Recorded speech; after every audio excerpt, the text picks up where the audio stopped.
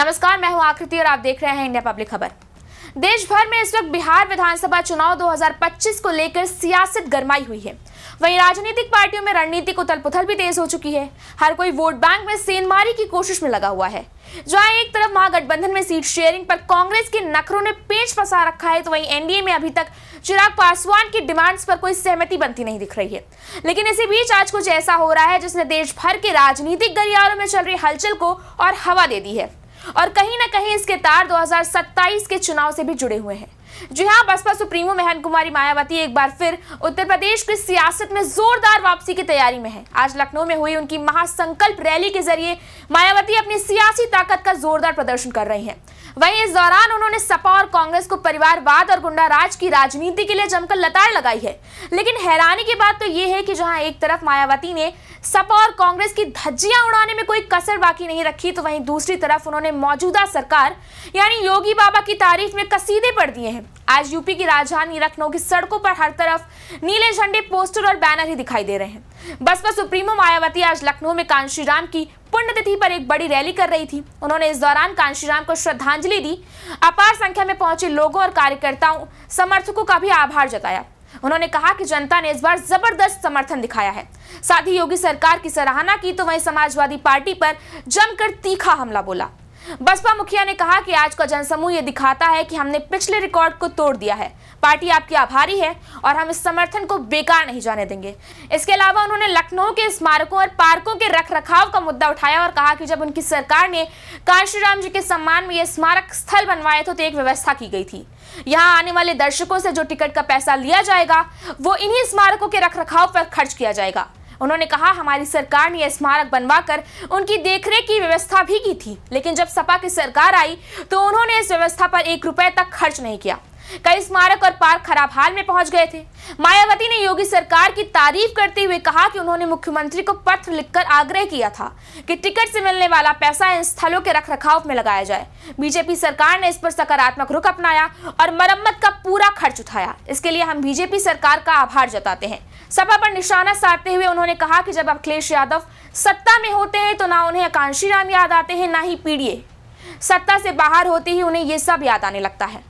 उन्होंने ये सवाल भी उठाया कि अगर समाजवादी पार्टी को कांशीराम जी से इतना ही सम्मान था तो अलीगढ़ मंडल में जो जिला कांशीराम जी के नाम पर बनाया गया था, सपा सरकार आते ही उसका नाम क्यों बदल दिया गया? हमने कांशीराम जी के नाम पर कॉलेज, यूनिवर्सिटी और जन कल्याण योजनाएं शुरू की, लेकिन सपा का रवैया हमेशा से ही दोहरा रहा। न नीयत साफ है न नीति। मायावती ने कहा जब सत्ता में रहते हैं तो उन्हें ना तो पीडीए याद आता है और ना ही कोई पुण्यतिथि, लेकिन जब सपा सत्ता से बाहर हो जाती है तो उन्हें संगोष्ठी की याद आती है। मैं अखिलेश यादव से पूछना चाहती हूँ कि यदि कांशीराम जी के प्रति आपका इतना ही आदर सम्मान था तो जब उत्तर प्रदेश में हमारी सरकार थी और हमने अलीगढ़ मंडल में कासगंज नाम से एक जिला बनाया और उस जिले का नाम कांशीराम जी के नाम पर रखा गया था, समाजवादी पार्टी ने सत्ता में आते ही उसका नाम क्यों बदल दिया? हमने कांशीराम जी के नाम पर अनेकों संस्थानों के नाम रखे, अनेक योजनाएं शुरू की, जिसे समाजवादी पार्टी ने सत्ता में आते ही बंद कर दिया था। ये उनका दोहरा चरित्र नहीं तो और क्या है। उन्होंने कहा कि देश में राजनीति सत्ता ऐसी मास्टर चाबी है जिसके जरिए दलित, पिछड़े वर्गों के लोग अपना उत्थान कर सकते हैं। इसलिए बाबा साहेब ने जो भी रास्ते दिखाए थे वो उनके जीते जी तो पूरे नहीं हो सके, लेकिन मान्यवर कांशीराम ने इस मकसद को पूरा करने के लिए अपनी पूरी जिंदगी लगा दी और काफी हद तक सफल भी हुए। मंच से बसपा मुखिया मायावती ने कहा कि कानून व्यवस्था के मामले में हमने हर स्तर पर अन्याय, अपराध और भयमुक्त वातावरण बनाया। इसलिए सर्वजन हिताय, सर्वजन सुखाय की सरकार बनाई, जिसे इस प्रदेश की जनता ने आज तक भुला नहीं पा रही है।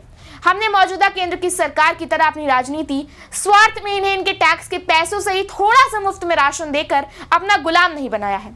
सपा और अखिलेश पर हमला बोलते हुए बहन कुमारी ने कहा जातिवादी पार्टियों में सपा तो सबसे आगे रही है। अब ये सपा अपने राजनीतिक स्वार्थ में जबरन पीडीए की हवाई बातें कर जबरन गुमराह कर रही है।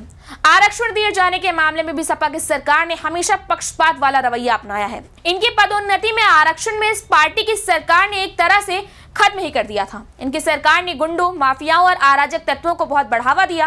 अब अधिकांश मामलों में यही हालात हमें मौजूदा बीजेपी की सरकार में देखने को मिल रहा है। जबकि आजादी के बाद यहाँ शुरू में कांग्रेस के शासनकाल में इन वर्गों का ज्यादातर शोषण और उत्पीड़न हुआ है। एक तरह से यूपी में कांग्रेस का भी जातिवादी और संकीर्ण सोच के साथ ही शासन चलता रहा है। यही नहीं, अपनी रैली को संबोधित करते हुए मायावती ने जातिवाद पर हमला बोला और कहा कि कांशीराम जी को भी उनके देहांत के बाद इसी कांग्रेस पार्टी की सरकार ने केंद्र में रहते हुए सपा ने भी एक दिन का भी राष्ट्रीय शोक घोषित नहीं किया था। अब बीजेपी और अन्य जातिवादी पार्टियों की सरकार द्वारा अन्य लोक लुभावने वादे और योजनाओं की शुरुआत की जा रही है, मगर इनका प्रत्यक्ष लाभ नहीं मिल पाता। इसलिए आपको सर्वजन हिताय और सर्वजन सुखाय की अपनी सरकार को जिताकर केंद्र और राज्य में सत्ता में लाना है। इस तरह जिन भी राज्यों में एक साथ विधानसभा के आम चुनाव होने वाले हैं, वहां भी ऐसी पार्टियों को सत्ता में आने से रोकना है और खासकर यूपी में तो बीएसपी में अकेले पूर्ण बहुमत की सरकार बनाना बहुत जरूरी है। मायावती ने कांग्रेस से सवाल पूछते हुए कहा कि उसने बाबा साहेब को भारत रत्न क्यों नहीं दिया।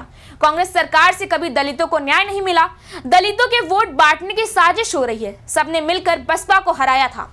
उन्होंने कहा कि बीएसपी को देश के कई राज्यों में इसलिए आगे नहीं बढ़ने दिया क्योंकि बाकी जातिवादी पार्टियों को डर था कि अगर बीएसपी अकेले सत्ता में आ गई तो वो एक दिन केंद्र की सत्ता तक पहुंच सकती है। इसलिए जहां जहां बीएसपी मजबूत थी वहां बाकी पार्टियों ने मिलकर उसे हराने की कोशिश की।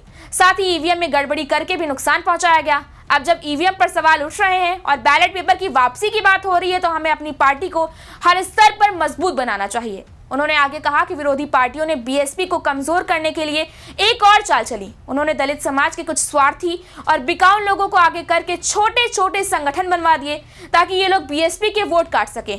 ऐसे में पार्टी कार्यकर्ताओं को सावधान रहना चाहिए और किसी भी छोटे संगठन या लालच में नहीं पड़ना चाहिए। अपना हर वोट सिर्फ बीएसपी को देना चाहिए। सभी धर्मों का सम्मान करना चाहिए और किसी की धार्मिक परंपराओं में दखल नहीं देना चाहिए। यही नहीं, बसपा सुप्रीमो ने हाल ही में हुए आई लव मोहम्मद विवाद पर भी सरकार को घेरने की कोशिश की।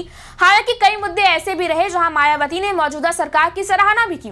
उन्होंने कहा कि आई लव यू जैसी राजनीति या किसी धर्म के नाम पर राजनीति नहीं करनी चाहिए। पहलगाम में हुआ हमला सरकार की लापरवाही से हुआ। अगर सुरक्षा कड़ी होती तो इसे रोका जा सकता था। ट्रम्प टैरिफ पर बोलते हुए उन्होंने कहा कि अमेरिकी टैक्स नीति पर भी भारत को सावधान रहना चाहिए और स्वदेशी का दावा केवल बातों तक सीमित नहीं रहना चाहिए। बीएसपी के सत्ता से हटने के बाद सपा और बीजेपी की सरकारों में दलितों, पिछड़ों और कमजोर वर्गों का विकास रुक गया है। उन पर अत्याचार बढ़ गए हैं और आरक्षण का पूरा लाभ भी उन्हें नहीं मिल पा रहा है। खैर, कुल मिलाकर देखा जाए तो मायावती बिहार में चल रही सियासी लड़ाई के बीच बिहाइंड द सीन्स जरूर कुछ बड़ी तैयारी कर रही हैं और कहीं ना कहीं इसके तार यूपी के 2027 के चुनाव से भी जुड़े हैं। क्योंकि एक तरफ जहां वो विपक्ष यानी सपा और कांग्रेस को लताड़ने में कोई कसर नहीं छोड़ती हैं, तो वहीं योगी सरकार का आभार जताती नहीं थक रही हैं। ऐसे में ये सवाल है कि क्या जैसे कांग्रेस और तमाम सारे विपक्षी दलों ने जिस तरह से बसपा और बहन कुमारी मायावती पर कई बार ये आरोप लगाए हैं कि वो नरेंद्र मोदी और भाजपा की बी टीम है, क्या आज सीएम योगी की तारीफ में जिस तरह से उन्होंने कसीदे पढ़ दिए हैं, कहीं ना कहीं उनके तार भी विपक्ष के इन दावों पर मुहर लगा रहे हैं। और अगर इस दावे में रत्ती भर भी सच्चाई है तो आने वाले 2027 के चुनावों में ये कांग्रेस और सपा की टेंशन बढ़ा सकता है। खैर, इस बारे में आपकी क्या राय है हमें कमेंट सेक्शन में जरूर बताएं। वीडियो को लाइक करें, शेयर करें, चैनल को सब्सक्राइब करें। शुक्रिया।